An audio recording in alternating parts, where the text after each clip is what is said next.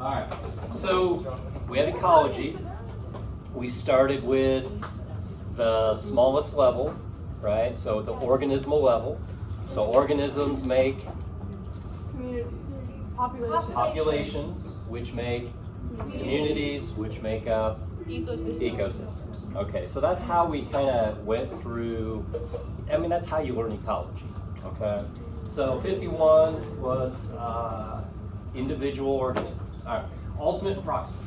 Okay, so ultimate is the actual ultimate reason why it happens. Proximate is the visual, what you see happening, okay? So you see this really pretty bird, right?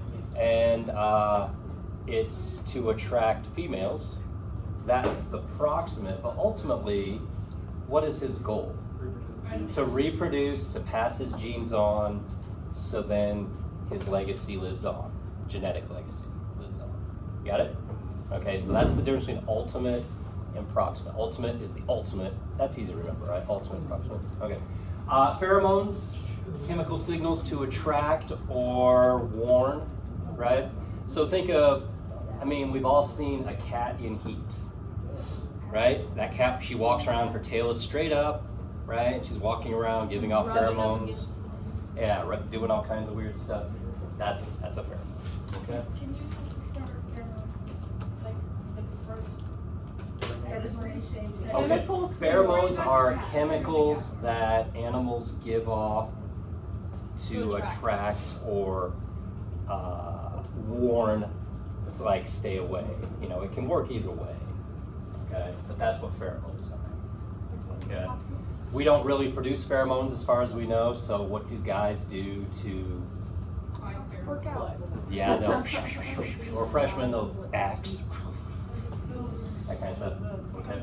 Okay, fixed action pattern is a repetitive process until completion. So a good visual for you, there's a goose sitting on her egg. You go and take that egg and pull it out right in front of the nest. What is she instinctively going to do? She's going to take it and roll it back. I thought they leave their nest if someone touches their eggs. Well, it depends. The nest, it depends on the odor and different situations, but that's fixed action pattern. Like an instinctual. It's an instinctual pattern that they do until completion. So I also use stickleback fish. Males have red bellies, females have lighter colored bellies. So if another stickleback comes in the same territory as a male, he sees the red, he goes into his defensive movements. That's his instinctive fixed action pattern. If a female comes in there, she has a different color belly. Now what's his fixed action pattern? His courting behaviors, whatever he does to say, hey, you're here, you know, that kind of stuff. So that's the fixed action pattern. Okay, bee communication. So bees have the waggle dance. So a bee flies into the nest, it kind of finds a center spot, it wags its rear end, and it's basically saying, hey, I found some good food, come follow me, you know, that kind of stuff. Okay? What question will we about that? Like, that's about it. so just like what's so there, so what do they do? Yeah, how do bees communicate? What, waggling? Yeah, it's the waggle dance. Yeah, the waggle dance. Okay, That's easy enough. that's easy. All right, imprinting. So if you're around a certain young, newly born animal of some kind at a certain point, it's called the critical stage. They will imprint that you are the mom. Oh, like duck. And remember the puppy and the duck following the puppy around in China, that little video snippet I showed you? That's imprinting, okay? If you were around, if you raised, like if there was a baby duckling that was born and you were there right after it was born and you stayed there and you kept feeding it, what's it going to think? You're the mom, so what's it going to do as you walk? Yeah, and there's your imprinting, you know, that's what they did with their sealed tongue. So that was a creative step. Okay, operant versus classical. Okay?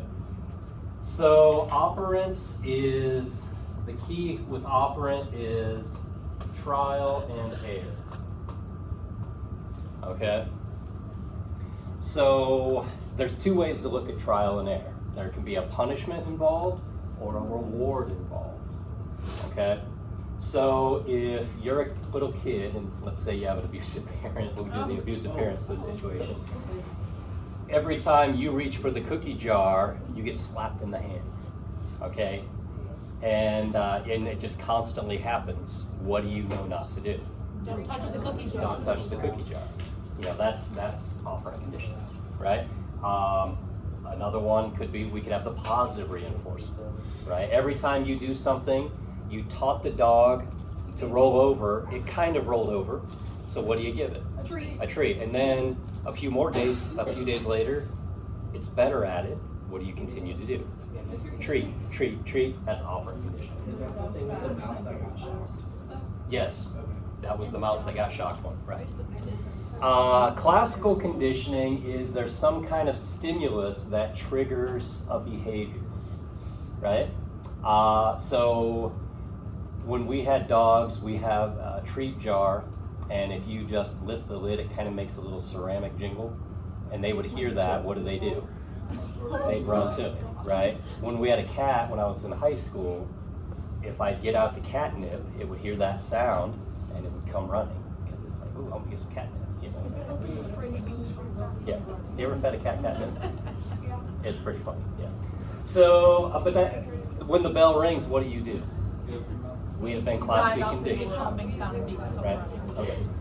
All right, agonistic, altruistic. All right, agonistic is play-fighting behaviors, okay? But you're still trying to show who's the strongest.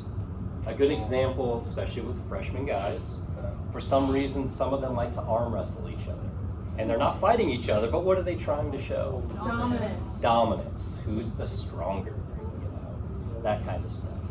I'm just gonna That's write agonist. assert dominance. I mean, assert dominance. Yeah. Altruistic. If you practice altruism, you are sacrificing yourself for the good of everyone else. Okay? So a couple years Taking ago, one for the team. this was a really good one with Macy and Hannah and Jenna Ogle and Shelby. But the meerkat, what do meerkats do? Yeah, but what does one meerkat do on that particular day? Stand on the edge of the cliff. Stand and watch, and they so if there's a hawk, they will lure the hawk to themselves by making sounds so the other ones can get away. Well, do they ever get away? Maybe, maybe not. What if? Then you might die that day. It's just how it goes. Yeah, Berg would do it. He'd sacrifice himself for us. Oh, yeah. Yeah, Yeah. Volcano. Or we'll just throw Yeah. Berg to the volcano. Yeah. We'll throw you in the volcano. Okay. Yeah. So that's altruism. Natural selection of behavior. So our behaviors, is natural selection, can it be a behavior thing? Yeah, because your behavior could give you a selective advantage, right? Which then helps you to survive and reproduce, right? So if you're the better singing male cardinal, are you more likely to attract females versus the other? Yeah, I mean, there's all the better dancing blue-footed booby, you know, whatever, things like that. Okay. I didn't put this on there, so don't do optimal foraging. Sign stimulus. So there's sign stimulus is something that is used to attract other animals. Okay, so a human sign stimulus could be red lipstick, like super cherry red lipstick, right? Is that a sign stimulus? No. It is. No, it's not. That's not. Red lipstick. It That's attracts not attention. cute. Yeah, I don't get attention. I'm like, right. Yeah. Not necessarily like some people give you like or like attract. I mean, it could be. The wrong But guy does is it gonna like wait, that. so it doesn't have to be good attention? It doesn't have to be good attention. It's just a sign stimulus is just something brightly colored that attracts, let's just say, the opposite sex. Okay, that's all sign stimulus is. It's a stimulus which is a visual sign, a cue. Okay, and there's not a lot from 51, just so you know. Cool. So It that is one. a lot. Yeah, the thing. Yeah, I mean, you need to know the weird words, the terms, those especially. So that one's the organism. Then we go to population. So now we're in populations. Barbarian. Not there yet. Okay, levels of organization. All right, so I'm going to give you the first letter. So we have the individual organism. And this is what I just did earlier. Organisms make Oh, I already populations, wrote populations make communities, communities make up ecosystems. I mean, we could go, That's all we have to do for that. yeah, that's all. I mean, if you want to go all the way, I thought it was a biome, biosphere, Hang on. okay? Community, ecosystem, biome, biosphere.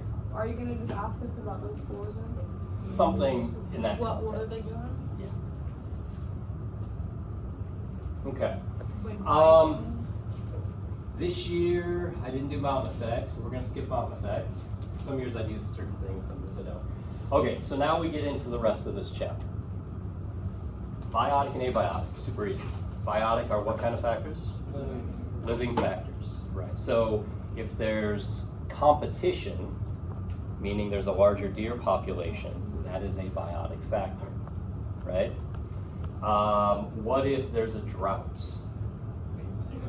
That's an abiotic factor that affect populations, okay? So limiting factors are factors that limit populations from growth, right?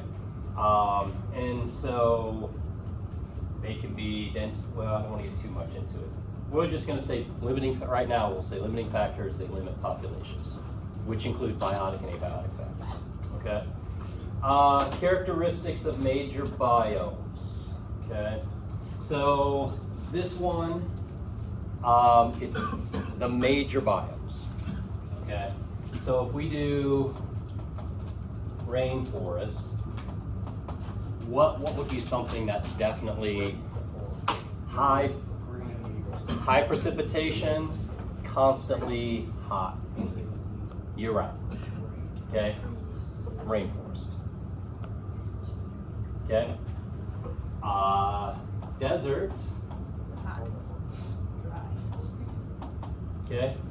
Desert. Did I just put two S's on that? Desert. I just put desert. Okay. What makes a desert a desert? Dry, hot.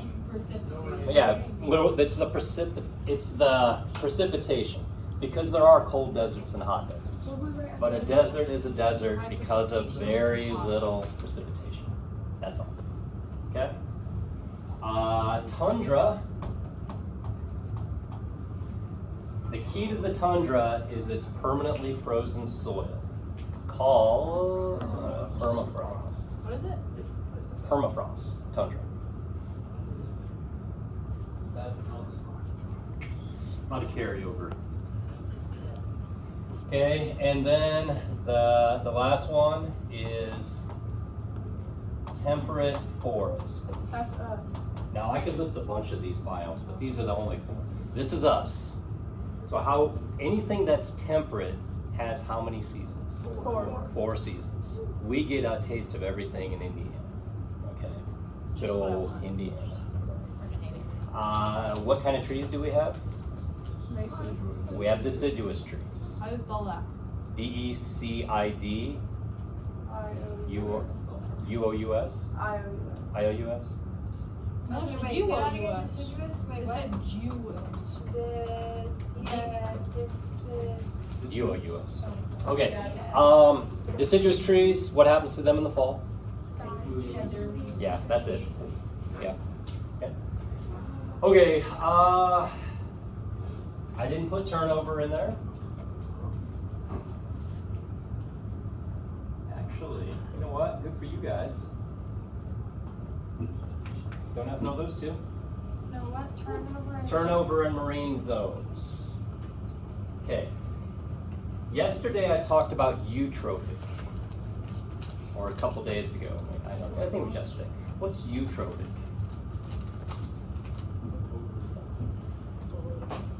Yeah, high productivity. But now you gotta know what productivity means. Productivity means there's a lot of what going on? Reproduction. A lot of, not reproduction, photosynthesis. And if you have a lot of photosynthesis, that means you have lots of plants.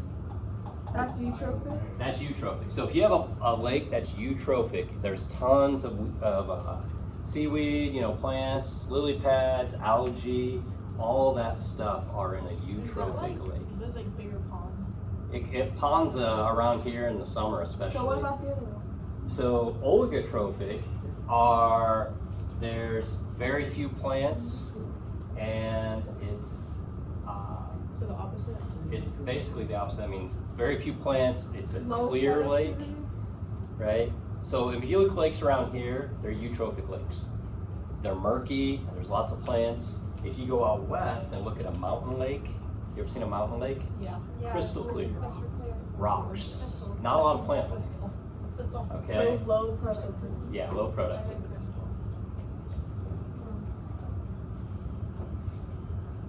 What could you ask us about that? So I could just ask you the difference between the two. Okay. Those birds are loud today. Remember where there's a nest? I know, but they're loud today. Maybe they're getting bigger. Okay.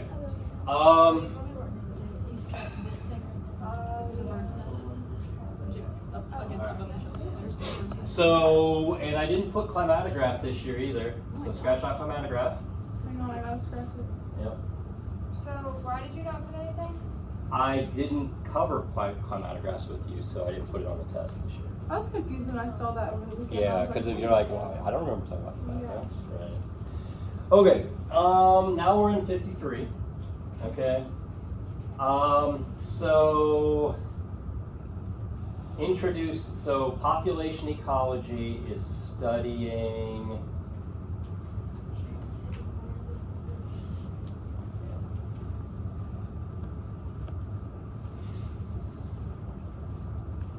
population ecology is looking at the same or different. Yeah, you're looking at populations of organisms, which are populations of things that are the same. A population of ducks, a population of bears, stuff like that. What's an introduced species? Something that's been added, right. It's not always a bad thing, but usually they outcompete the natives because they well, now we can start talking about this. They occupy the same niche, right? And if you occupy the same niche, Is that like an example? of zebra mussels, the Asian carp, lionfish.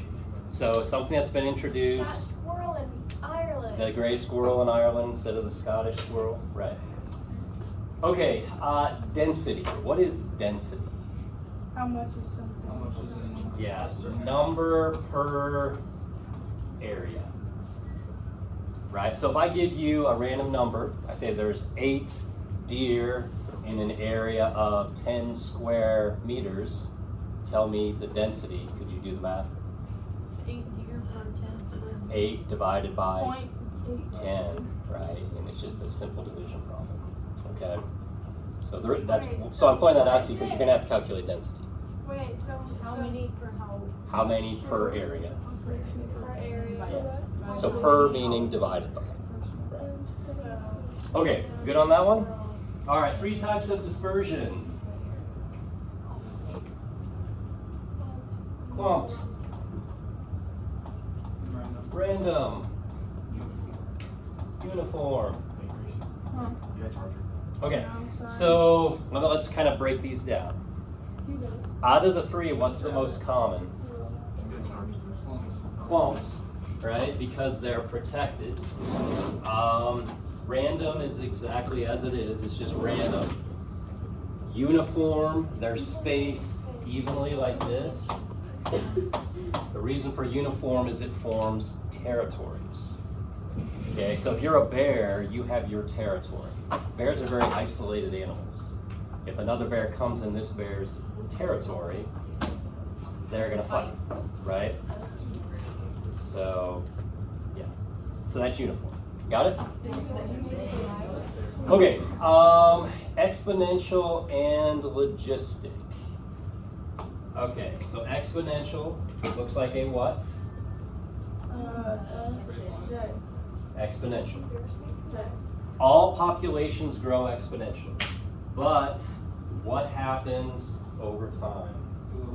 They level out, which is called logistic. So they level out because they have reached their carrying capacity, okay? And that means some kind of resource is not there. They ran out of food, they ran out of space, something like that, they've leveled off, okay? So there's your two differences, okay? Okay, that's fine.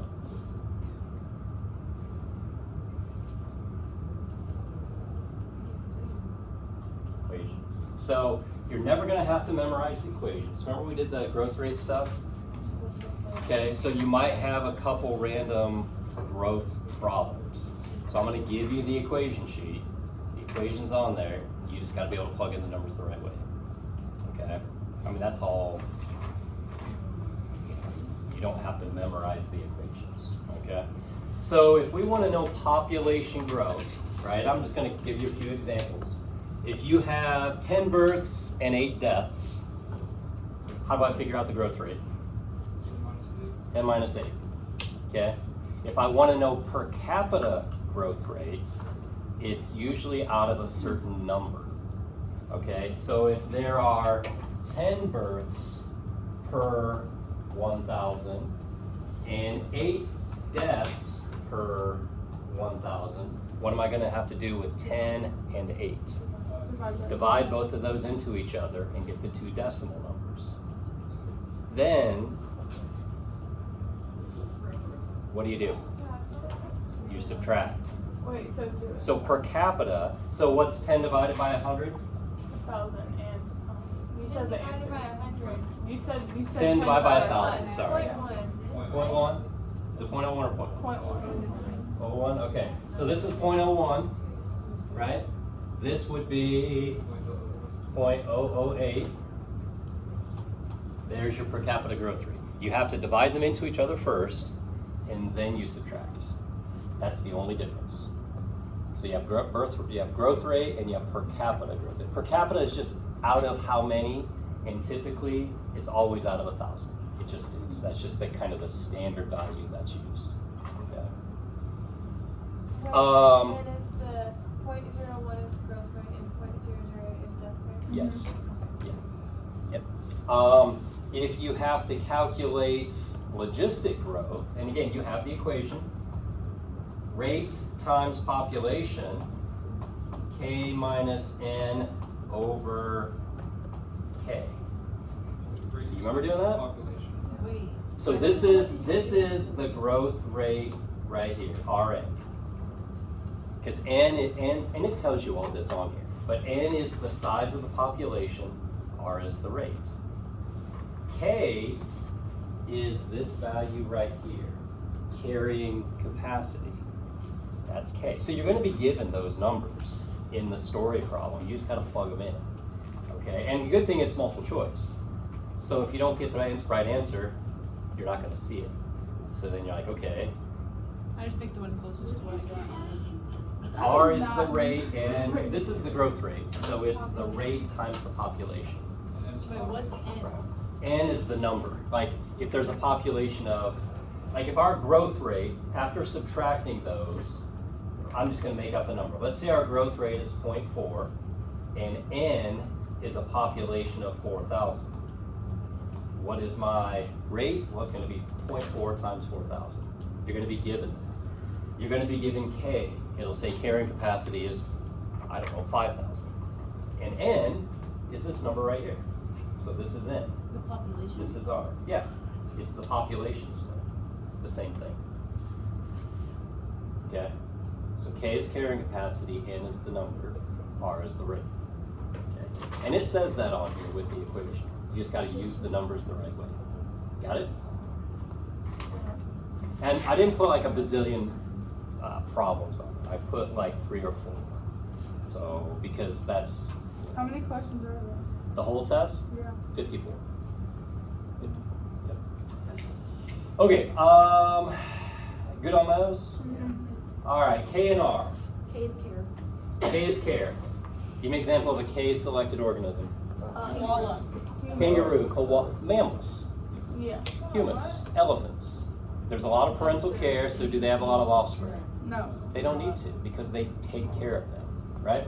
R, lots of reproduction, meaning they have tons of offspring because most are going to die, but because they had so many, they're ensuring their survival. Like rabbits. Rabbits. Insects are the classic example. Oysters. Oysters lay a ton of Frogs, eggs. do frogs lay a lot of eggs? Frogs lay a lot of eggs because most of those eggs get eaten by fish and snakes and stuff like that. Okay, 3 types of growth curves.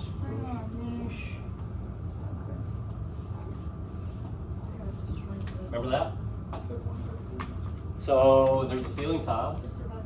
Yeah, so what's type 1? Where is it? The top. Okay, Yeah, that's 1, humans. 2, That's squirrels. 3. That's So 1 are things that they don't die until they're older. humans. Human. I mean, really, it's mammals. It's everything you just described that a K species is a type 1. Oh. So a lot of times we put K species, we do that. So where would our species go? R would be 3, type 3s. Okay, R. What does it mean to be a type 2? Like you have any day you could die. Any day could be your day. Yes, that's. It's like example. Here's a human example. If you are fighting in a war, wouldn't you be a type 2? Yeah. That's a sad thing to think about. Any day, unfortunately. But yeah, the classic example for a type 2 are squirrels. Because, you know, if one chooses to run out in front of you today when you're driving, That it's a always bad day to be a happens. Oh my squirrel. gosh, I almost hit one the other day. I mean, I try to slow down, but if I can't, then My I'm dad not- doesn't try to slow down. He just plows in. Just don't plow into a raccoon. Wait, They're big enough, they'll tear up your car. So. type 3 is like what? Not very Oysters, Alligators. insects, baby alligators. Yeah. Okay, so there's your 3 types of growth curves. All right, density dependent and density independent. All right, Wait, so explain the type 3 again. type 3 is a ton of offspring because most of them die. Oh, I already wrote that, so. And then once they get to a certain point, they're just. They sometimes, like alligators, they do jump up to type 1. But insects, they're just When they're insects. babies, they're type 3. Okay, limiting factors, factors that limit population, they can include density dependent and density independent. Dependent are abiotic, independent are, I said that backwards. Dependent are biotic, independent are abiotic, right? So what would be a dependent factor that would affect deer? Wait, a dependent? A dependent factor. So, Food. What'd you say? Food, yeah. I didn't hear what you said. I think you said leaves. Diseases, yeah, because diseases are living things. And so that would be a density dependent factor. All right, now give me a density independent factor. Headlights. weather. Weather. That's the classic example. A said drought, headlights. a storm, I thought she said ice too. I said headlights. thunderstorm, right. Okay, age structure diagrams. It was a joke. Okay, 3 types of curves, or age structure diagrams. Which type, actually, the one on the left, the pyramid, what's going on? Food chain. Wait, no. Rapid growth. Oh. Because the bottom is really wide, that means they have tons of offspring. But, because it gets narrow so fast, they also have a high death rate. So give me a continent, for the most part, Africa. Wait, what are those things? Those are age structure diagrams. Wait, so the triangle's what? The triangle is rapid growth. The middle one is steady growth. So the United States, we're growing slowly, right? The one on the right has a narrower bottom. So it's narrow, so they have a low birth rate, and then the people in the middle are just there. So what's their population doing? Shrinking. So Italy. A lot of European nations are declining in population. Age structure diagrams? Declining. Declining, What about shrinking. the zero growth? Is that the same as Zero mine? growth. I mean, the one on the right's zero growth. It's like negative growth. Why are European countries declining? They're just not having babies. And when they have kids, they have one child. That's it. Why? It's just how it works in Europe. It's just the mentality I now. just feel like they don't want to. Oh, my life's complete with one. Yeah, and I mean, even today, because of the economy, are Americans having as many kids? No. It's expensive. So, yeah. It's expensive to just have the people. So. Okay, chapter 54.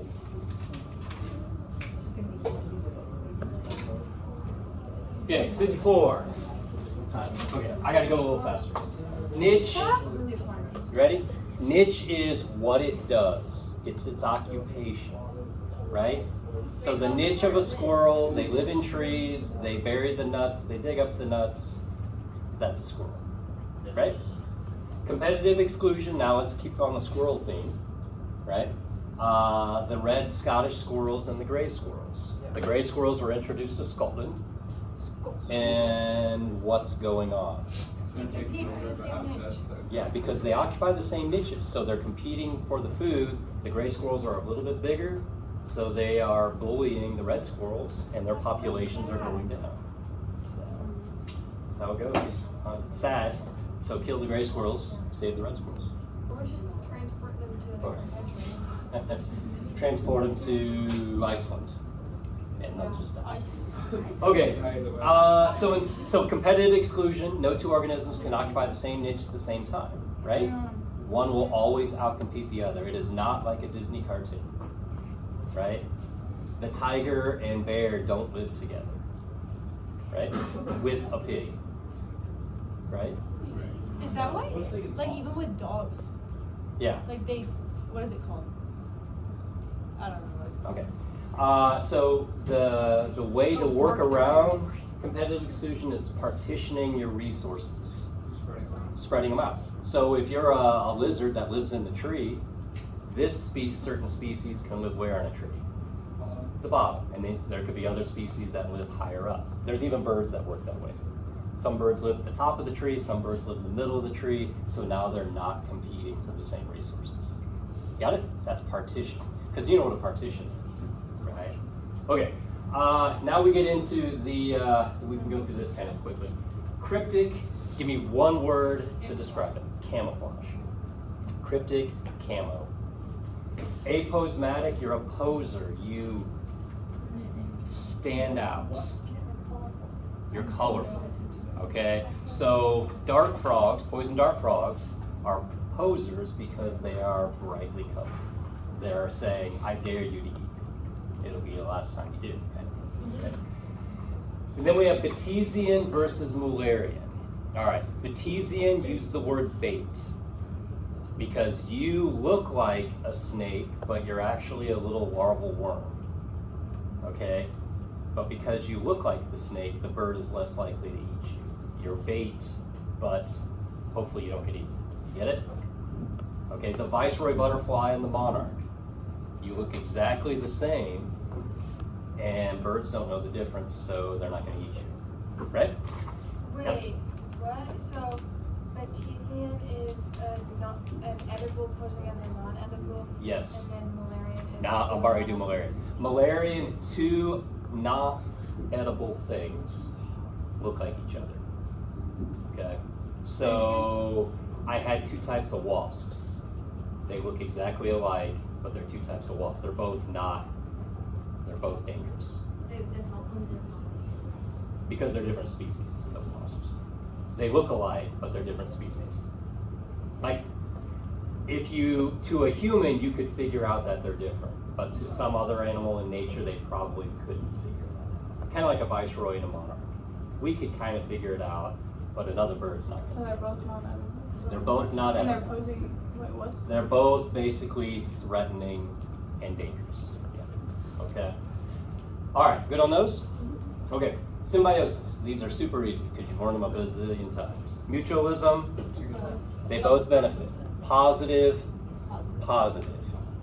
Commensalism, benefit, the other one gets nothing, like a barnacle on a whale, doesn't hurt the whale. Positive, 0. Parasitism, one benefits, the other is harmed.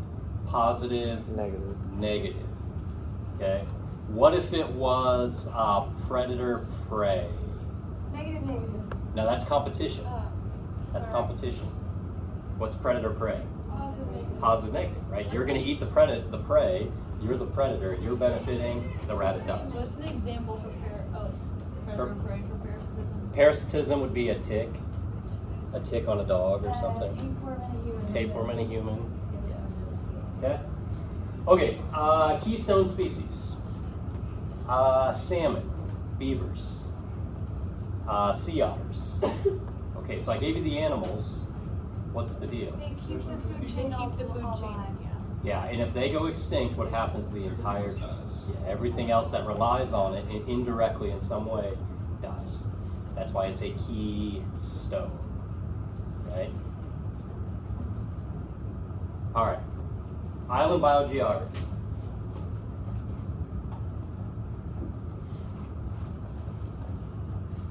Biography. Island biogeography.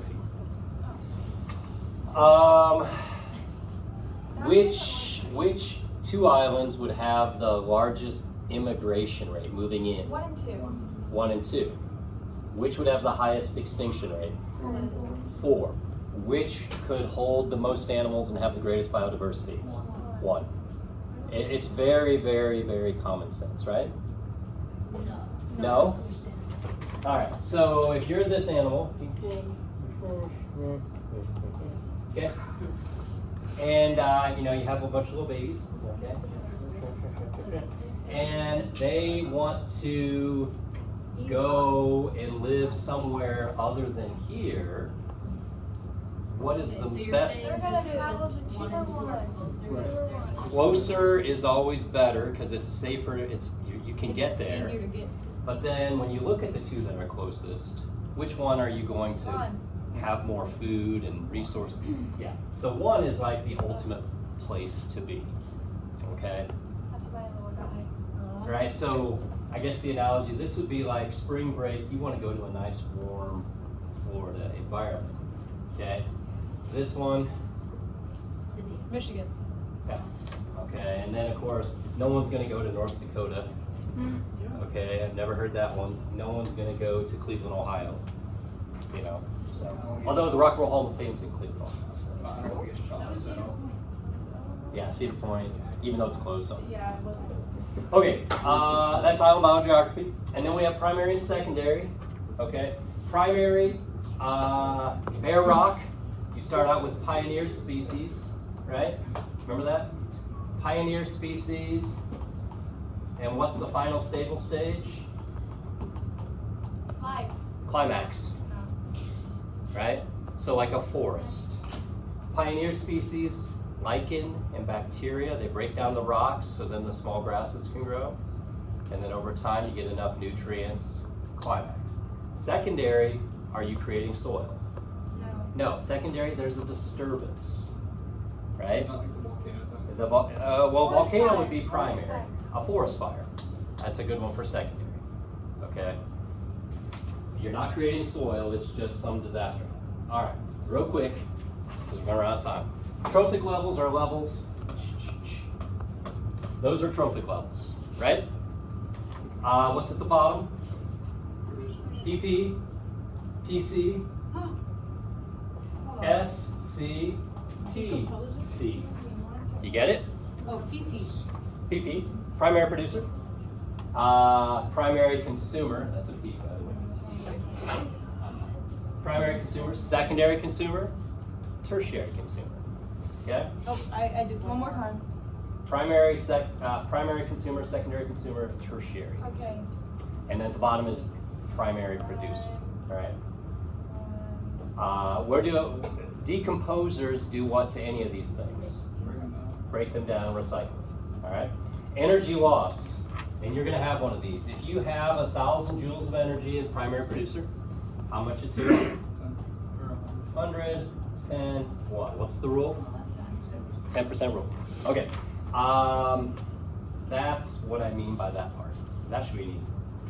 Organisms in a food chain. All right. So obviously plants. This could be like a grasshopper. This could be like a bird, and then the top one, a bigger bird that eats, right? Something like that. Okay. What's a food web? A bunch of food chains connected, right? Matter versus energy. Energy is lost, matter cycles. And then when we get into matter, we have the cycles. So in the nitrogen cycle, what's the main organism in the dirt? Bacteria.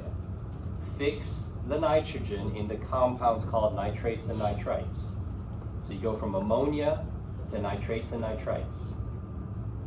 The nitrogen cycle is the most difficult. Okay? Matter versus energy. Matter cycles, energy is lost. That's why we have the water cycle, that's matter. Okay? The nitrogen cycle, that's matter. But energy is lost, it follows the 10% rule. Okay. Okay? So again, nitrogen, bacteria, fixation, ammonia, nitrates. Water are just the transport, you know those words, right? Transpiration, evaporation, Nitrogen is condensate. bacteria what? Bacteria that lives in the soil that converts it into things like ammonia and then nitrate. It's called fixation. Yes. So just look over that. It's a little slide. You're not going to know everything. There's only a couple questions from each cycle. Water's like condensation. Yeah, I think water's good. Phosphorus, it's the only one that doesn't exist as a gas. It's always a solid. Carbon, the only process that removes it. Photosynthesis. Photosynthesis. Everything else puts it out. Give me a human cause. Breathing. Breathing, burning fossil fuels. Right. Okay? And there's only a few questions on each. So, you know, if you don't feel comfortable with them, look them over. All right. Biological magnification. DDT is a chemical. What organisms are most affected? The top level, like a tertiary. Remember the birds lay the eggs and the eggs don't hatch? That's biological magnification.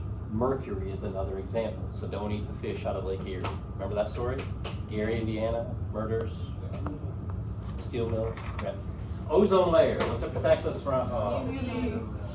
UV. What were the chemicals called that? It's the stuff in hairspray. Yeah, stuff in hairspray, CFCs. Okay, global warming. What is the #1 global warming greenhouse gas? CO2. Greatest threat to biodiversity? Habitat loss. Because, you know, we think we actually have 11 billion people on the planet, not 9 billion. Someone said I thought it was 7. No, I think they said they were wrong. How do they get it so off? Because in countries in Africa, they don't really do a populace. They don't have records. So there's people that we don't even have records of that we don't know. Will you ask us a question about the thing in hairspray? If I did, I would say, what is the chemical found in aerosol What is it? cans? CFCs. Bro, what did you get for? What did you get for natural selection Yeah. and behavior and science to be honest?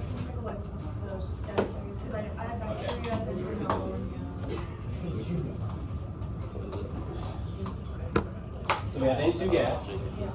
In the soil, you have bacteria, You're welcome. and they go through fixation.